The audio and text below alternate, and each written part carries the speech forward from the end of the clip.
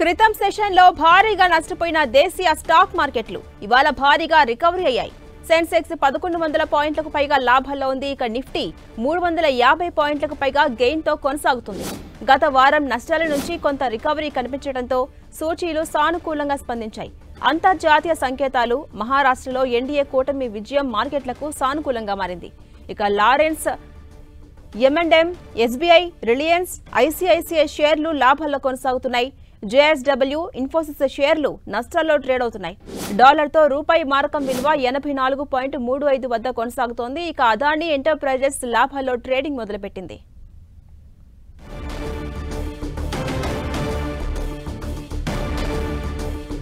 క్రితం సెషన్లో భారీగా నష్టపోయిన దేశీయ స్టాక్ మార్కెట్లు ఇవాళ భారీగా రికవరీ అయ్యాయి. సెన్సెక్స్ 1100 పాయింట్లకు పైగా లాభాల్లో ఉంది. ఇక నిఫ్టీ 350 పాయింట్లకు పైగా గెయిన్ తో కొనసాగుతోంది. గత వారం నష్టాల నుంచి కొంత రికవరీ కనిపించడంతో సూచీలు సానుకూలంగా స్పందించాయి. అంతర్జాతీయ సంకేతాలు మహారాష్ట్రలో ఎన్డీఏ కూటమి విజయం సాధించడంతో మార్కెట్లకు సానుకూలంగా మారింది. Larsen, M&M, SBI, Reliance, ICICI షేర్లు లాభాల్లో కొనసాగుతున్నాయి. ఇక JSW, ఇన్ఫోసిస్ షేర్లు నష్టాల్లో ట్రేడ్ అవుతున్నాయి. డాలర్తో రూపాయి మారకం విలువ 84.35 వద్ద కొనసాగుతోంది. ఇక అదానీ ఎంటర్ప్రైజెస్ లాభాల్లో ట్రేడింగ్ మొదలుపెట్టింది.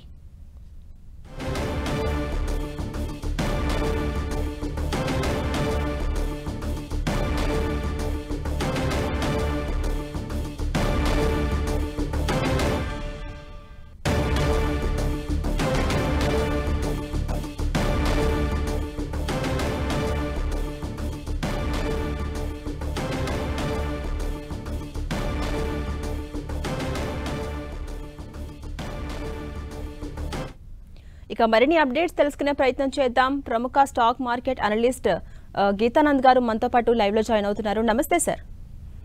నమస్తే సార్, స్టాక్ మార్కెట్లు ఇంతగా లాభపడటానికి రీజన్స్ ఏమై ఉండొచ్చు?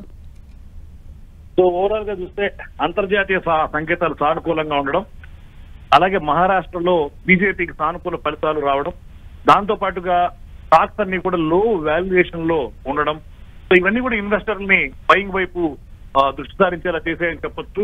ముఖ్యంగా మనకి PSU బ్యాంక్స్ లో అలాగే రియాలిటీ రంగంలో స్టాక్స్ భారీగా లాభపడ్డ పరిస్థితి మనం చూస్తున్నాం. గోద్రేజ్ ప్రాపర్టీ షేర్ 6% పైగా లాభంలో ట్రేడ్ అవుతుంది. అలాగే పంజాబ్ నేషనల్ బ్యాంక్ లాంటి పబ్లిక్ సెక్టర్ బ్యాంక్ కూడా 6-7% లాభంలో కొనసాగుతూ ఉన్నాయి.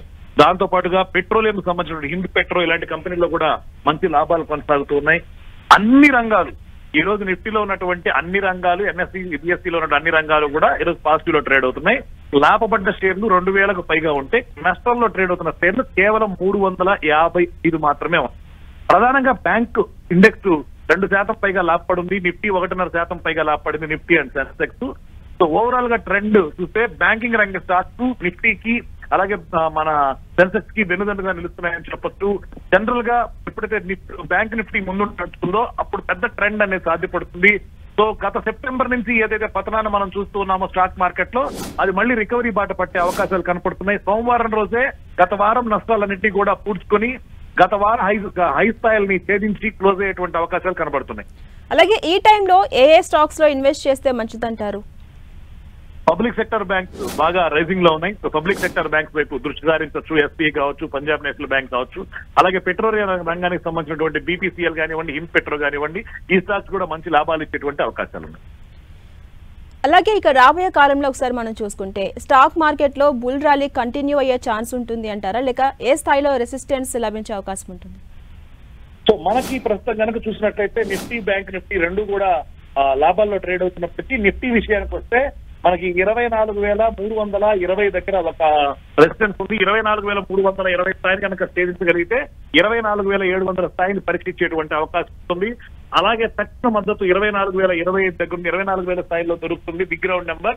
సో సడన్ గా ఇప్పుడు మనకి ఏంటంటే గత వారంతో పోలిస్తే 24,000 పైన ట్రేడ్ అవ్వడం సానుకూలమైనటువంటి అంశంగా చెప్పుకోవాలి. కాబట్టి 24,700 నిఫ్టీ పరీక్షించేటువంటి అవకాశం ఉంది.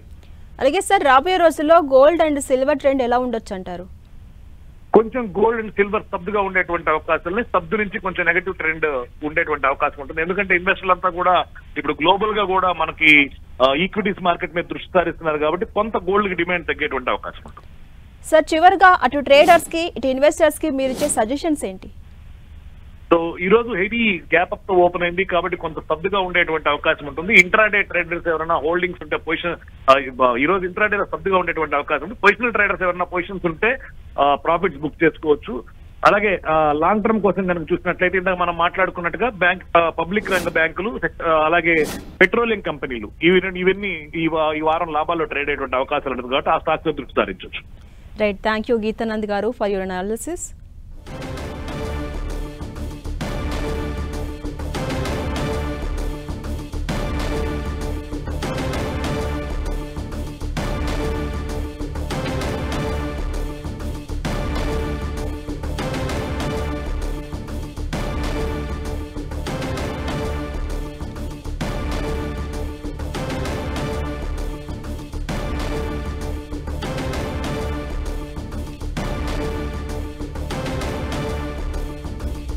క్రితం సెషన్లో భారీగా నష్టపోయిన దేశీయ స్టాక్ మార్కెట్లు ఇవాళ భారీగా రికవరీ అయ్యాయి. సెన్సెక్స్ 1100 పాయింట్లకు పైగా లాభాల్లో ఉంది. ఇక నిఫ్టీ 350 పాయింట్లకు పైగా గెయిన్తో కొనసాగుతోంది. గత వారం నష్టాల నుంచి కొంతమేర రికవరీ కనిపించడంతో సూచీలు సానుకూలంగా స్పందించాయి. అంతర్జాతీయ సంకేతాలు, మహారాష్ట్రలో ఎన్డీఏ కూటమి విజయం మార్కెట్లకు సానుకూలంగా మారింది.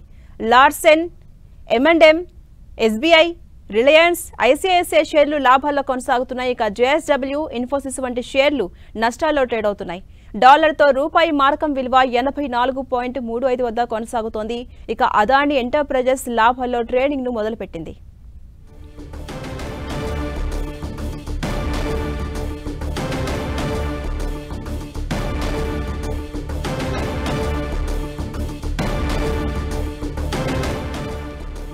తెలంగాణ సీఎం రేవంత్ రెడ్డి